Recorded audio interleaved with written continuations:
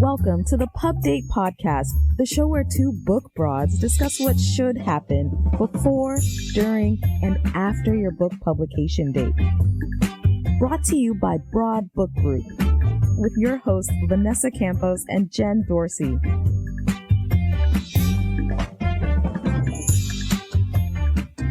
Welcome, everyone. It is the second episode of Spooky Season. Hi, Jen. How are you doing? Hi, I'm terrified. I'm terrified about what we're going to talk about today. Well, it's less spooky and more demystifying, you know? I was thinking to myself, I woke up and it wasn't 90 degrees. I was like, ooh, it's getting chilly. And every time, I live in Southern California, so every time it gets chilly, I start thinking like, I should probably take my annual trip to New York and, you know, feel some weather. And one of the things that I love to do when I'm in different cities is go to bookstores. All the bookstores. No. You do? I know, right? Occupational hazard. I should get paid to do that. I wish we could. I mean, we pay ourselves to do that, kind of, in the name of research. Research. Exactly. Right? Research. So one of the things that I always think about, like when I'm walking in, I'm like, okay, well, this is the new latest and greatest. And this is like, you know, this is what's selling. And sometimes what's selling isn't the latest and greatest, which I love. Backlists are great for publishers. Yep. But I always have my authors in mind. I always have, you know, our self-published authors, our traditionally published authors in mind. And always in the back of my mind, I think, how did the books get here? And how are we going to get our authors' books in the bookstore? Magic. That's it. See? Boom. You wrote it. It's done. Answer. That's the end of the show, guys. Have a great week. Thank you. Bye. It's not magic. Oh, yeah. I was kidding. It's not. So we talk a lot about how books are made, you know, kind of like how are babies made, but how do books get to the bookstore, like physical bookstore, if you're so lucky to get that placement? Because we all know space is limited, lots of books out there, but how do books make it to that bookshelf? Excellent question. We should answer it today. This is the spooky part. This is the part that everyone's going to get really freaked out and start feeling overwhelmed. But it's okay because we're here to help with the overwhelm. Yeah. So the answer is distribution. Let's talk about that. Distribution. Capital D, distribution. That sounds like a really in the weeds kind of inside baseball word, but it's not. It's the way anything gets to any store. Books are no different, right? Right. I mean, they are. And it's product. It gets to the store. You know, your laundry detergent gets to a store. So do your books. And the way that happens is distribution. Right. Absolutely. So let's unmask it. Yeah, let's talk about that. So if you're a traditionally published author, book publisher takes care of distribution, right? Indeed, they do. Yes, which is a big reason why a lot of people obviously want to do that. They want to go that route because they are not the ones having to figure out the very complicated way that the book distribution happens. And it can be very complicated. So yes, that is on the publisher. So there's a lot that goes into it, as you and I both know. So let's dig into it a little bit. Here's the 50-cent tour. All right. Or the nickel tour, even. It's the short tour. The short version is that you get a book deal and hopefully you get a nice advance, or at least any advance. It can be modest. You write your book. It goes through all the different stages, editorial and development and design and layout and proofing, and ta-da, then there's a book at the end. So once that happens, once your beautiful book is ready to roll, or actually, let me back it up. Distribution, you should even think about before it goes to the printer. So before it even goes to the printer, your publisher is having conversations with their book distributor. And a book distributor, in short, is just a company that really is kind of the middleman between the publisher and the bookstore. They are going to go in, they're going to sell the books on the publisher's behalf, thus on your behalf. They're going to talk to buyers at places like Amazon and Barnes & Noble and all of the independent stores and specialty stores if your book is applicable to that arena. They're going to work with those buyers to determine how many books those accounts, those stores actually want to take on. So, for example, if there's a bookstore that has, let's just say 500 locations and they want to put 5 of your books in every store. That's a pretty good buy. That's a pretty big buy, right? So they make those kinds of decisions before your book is even printed. Once your publisher gets that kind of ballpark idea, they then go out and shop it to different printers to do what we call a first print run. And they base that first print run on those numbers that they're getting from the bookstores. So the distributor really does a lot of that work with you and for you. Not every distributor does. Some of them are just a little more small scale, I would say, but on the big scale, that's how it works. And then those books get printed, they get sent to the distribution warehouses all around the country, all around the world. And then the logistics people take it from there. And all of those books go out to the Amazon warehouse, to the Barnes and Noble warehouses, and then into the stores. And ta-da, your book is in the store. That's the super short version. There's a lot more. And that's how babies are made. That's right.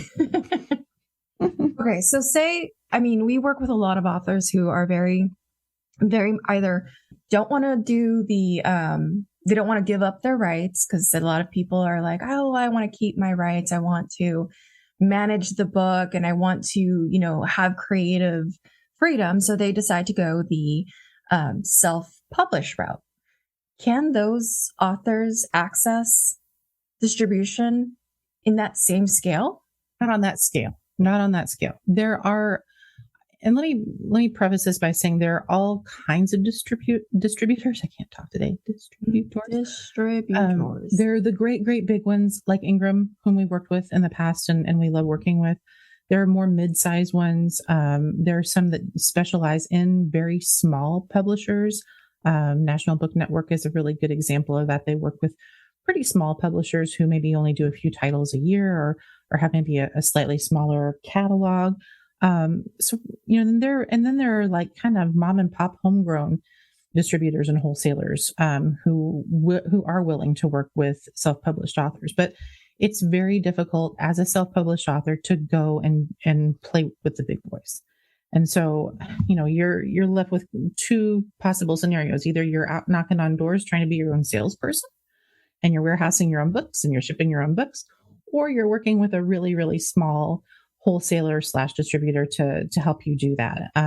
But those deals they're hard to find. And not to say that they cannot happen, but I think if you don't understand the book business and you don't know how it works, you are at a real disadvantage to try to get out there and get your book into distribution if you're not working with a publisher. And keep in mind too, you don't have to be with a big publisher for distribution to work. I mean, places that are as big as Ingram work with really small presses as well. They work with all kinds of publishers, but they work with people who are in the business, who know the business.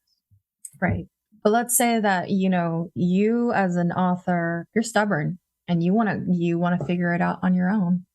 There's still options there. And I think, we've talked about this in a few episodes, and we talk about the difference and the pros and cons of doing this when it comes to, I'd like to call it digital distribution. I don't even know if is that the term? That's the term I use. Yeah. All right.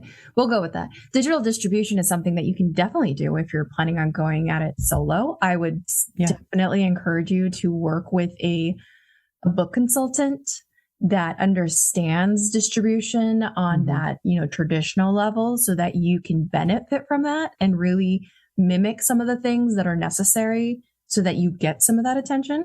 But you can definitely do it through like Ingram Spark and Amazon's KDP. You can. And sometimes if you start with digital distribution, that can then, if you do well and if it performs well, that can get the attention of Amazon. It can get the attention of some other, bookstores or independent stores, and you might get a physical copy buy based on that. And we've seen that happen before too. So I'm with you. I always say kind of know what your goal is and know, and be realistic with yourself. If you are an independent solo press, it's just you and just your book, you're probably not going to get it into, a ton of Barnes and Nobles. That's probably not going to happen. But yes, you can absolutely get it digitally distributed through all of the channels and get it out there and then start building a reputation. And you and I know a lot of people who either solely distribute that way, or they started that way and then it turned into something bigger. Oh yeah. And if you work with somebody, or even if you are incredibly savvy, you did your research and you get into the hundreds of thousands of book sales as a self-published author, there's a really good chance that you can land a very great, dare I say, 6-figure book deal for your next book. I mean, you just have to be smart about it. Like you said, you have to do your due diligence. You have to figure out what your goals are. So if your goals are to get it into the hands of your clients, you might not need distribution if you're not thinking like more clients outside of the current clients. If it's going to be just for like your workbook, then the people are coming to it, and you might not need full distribution. You just need a place to print on demand. So if somebody buys the course, then somebody buys the book, and then it gets printed and then it gets sent. Easy peasy. You still make a decent, $2-3. I shouldn't say that because it really depends on your pricing model and your page count. And, since you bring that up, that is a caveat that I would give about big distribution too, right? Yes. Right. Because when you're working with let's say, you're working with a traditional publisher, you're going to get distributed, whether it's through Ingram or Simon & Schuster or Wiley, or, all of these publishing companies also have distribution arms too, or not all of them, but a lot of them. So when you work with a distributor in that way, it is a business. So, they're going to take a percentage of the sales as well as your publisher taking a percentage of the sales. So unless you're going to move a lot of volume and it's a big book and you're not going to retire on your book, as we've said many times in the past on this show. And so even if you get that big fancy book deal and that big fancy distribution deal, know that everybody along the line gets paid at some point. So it just is what it is. It's part of the business, but you should know that it's the pricing of that is baked in, and for good reason. I mean, they are doing a lot here. They're going in and being your salespeople. They're warehousing your book. They're being your logistics company. They're accepting the returns from the bookstore. So what distributors do is a lot. Yeah, it is. And I think we usually it's magic. It goes from your book. You're done with your book. You send it to the printer and then it appears at the bookstore. And that's not the case. And I think that is, that comes to a shock to a lot of people when they start looking at, I got a book deal and I get a royalty now. And then you were like, well, why do I get such a small royalty? And then you start really digging into it. There are a few books out there for people who are interested in how to, profitable publishing and what have you. We have a few of those books on our bookshop website, if you really are interested in the nitty gritty of it all. But you start thinking about it, it's like, wow, it really is a business, and it's a tough business to be in, especially if you don't have experience. It is. And a big reason that is such a tough, weird business is a thing called returns. Oh my God, yes. I don't think most people realize that the book business is fully returnable at any time. Anytime. You can get books back that you sold 10 years ago. And that has happened to me. I have at different places I've worked. That has happened. And 9 times out of 10, you cannot resell those books. Books are tough to remainder these days. They're not, the remainder business is not doing that great. And so that's another reason, because you get stuff back that ultimately has to be pulped. And then, you've spent a lot of money shipping books and taking books back and for nothing. So it's really a funky business. And I would encourage anyone who works with any kind of publisher, when you get that first royalty statement, ask someone to walk you through it, because they can explain how all those charges work and how distribution is baked into that so that you can see what the math looks like. Right. Let's take a step back. What are remainders for all of our, novice authors out there? Oh, a remainder is when a book does get sent back from maybe a more traditional sales channel like B&N.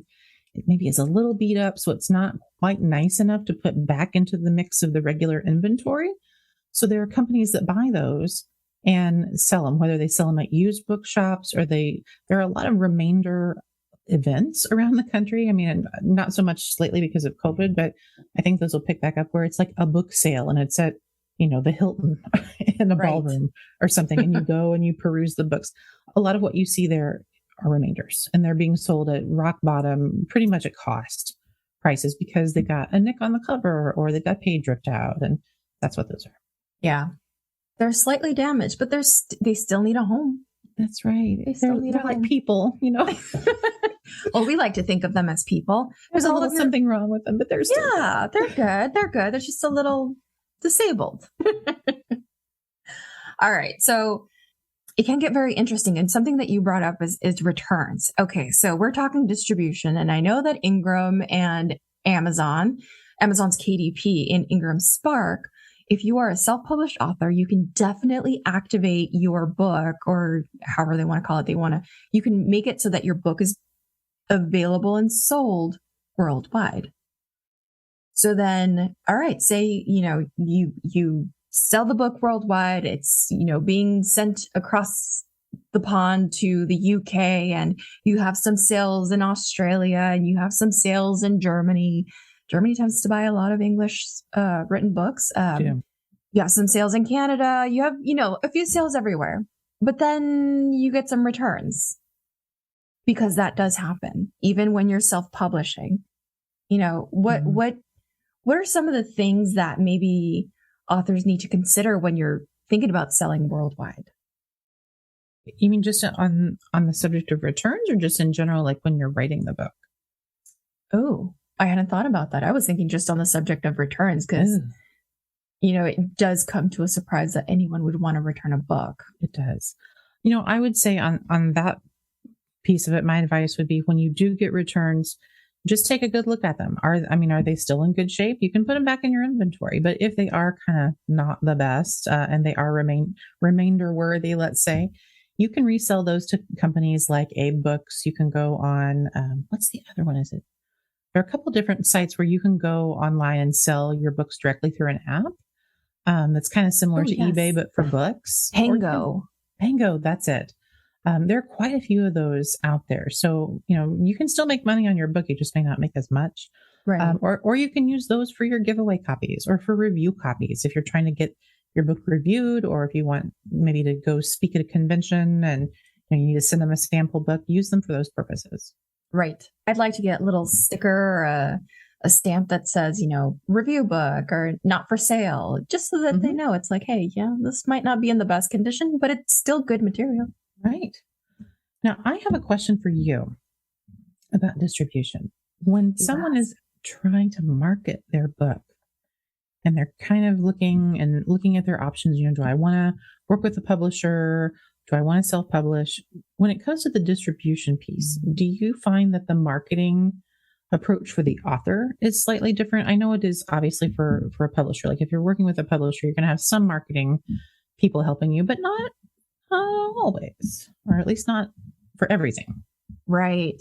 So when it comes to marketing your book, obviously, you see it in your royalties when you work with a traditional publisher. You have a team. They get a percentage. It's commission based.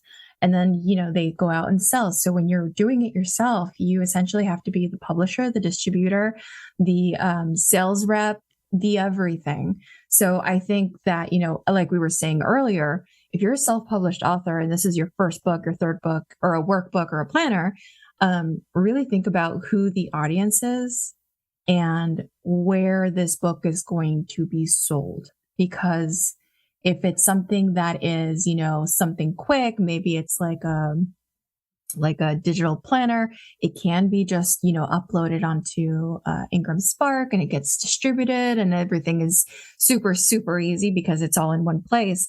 I would say that if you are looking to do marketing for a book that is intended to create more clients, then I would definitely consider a larger distribution. I love Ingram for this reason, because they allow you to do more than just the 6 or 7 keywords that Amazon, does for you. And Ingram will distribute to Amazon, the libraries, the independent bookstores, all of the places that you didn't even know you could sell books at.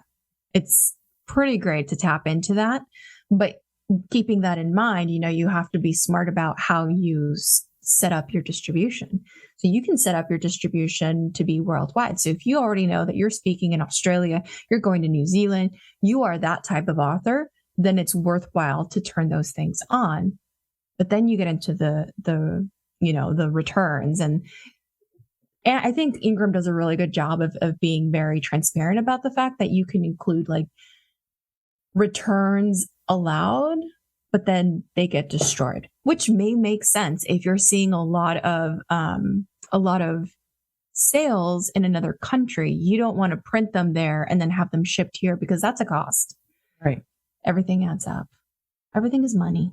Everything's money. It is. And speaking of money, we only have just a minute left, but I want to ask you, can you explain what marketing co-op is? Because that kind of is woven into the distribution piece too a little bit.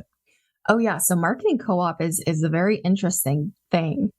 Amazon has their co-op, and then you have like smaller distribution and library co-ops that you can kind of have your publisher nominate your book for. So it means like it's an extra push during, either a campaign. A lot of libraries, and you'll see this, we have like National Hispanic Month, Diversity Month, BIPOC Month, the holiday season, gift season, etc. So there are a lot of opportunities that are easily available through distribution that I think that if you kind of tap in, if you are a self-published author, watch the retailers and what they're doing, watch the bookstores and what they're doing and what they're celebrating, because I think that you could still piggyback on a lot of those things. And co-ops with distribution, there is a fee, of course. And when you're doing it yourself, there's a fee of you doing it. So, right. And basically marketing co-op is it's kind of pay to play marketing within various stores, right? So like if B&N is doing a special end cap for something, you have to pay to be a part of that. They don't just let you do it. Airports. Mm-hmm. Oh my God. Oh, that's a whole show. Whole show. Tune in next week when we talk about airports and why those bookstores are super expensive marketing. Yeah. Seriously. We'll talk about it. We will. That's a good show. Yeah. That's a good show. Yeah. All right. So I think I'm officially spooked out. How about you, Jen? I'm terrified. Yeah, let's do it. Let's go sell some books. Woo! Terrified in all the best ways, though. Yes. Absolutely. If it doesn't scare you, it's not worth it. Bingo. Absolutely right. Well, I'm scared to tell you, but our time's up. So this ends the show, but we will be back in a couple of weeks to talk more. Thank you so much to our producer, Paul Roberts, and our executive producer, Emily Carpenter Pulskamp of Little Red Communications. We'll see you next time. We hope that you gained some valuable insights into the world of book publishing. Head over to broadbookgroup.com to learn more about us and all our services. And be sure to check out all our social media at Broad Book Group. Until then, keep publishing.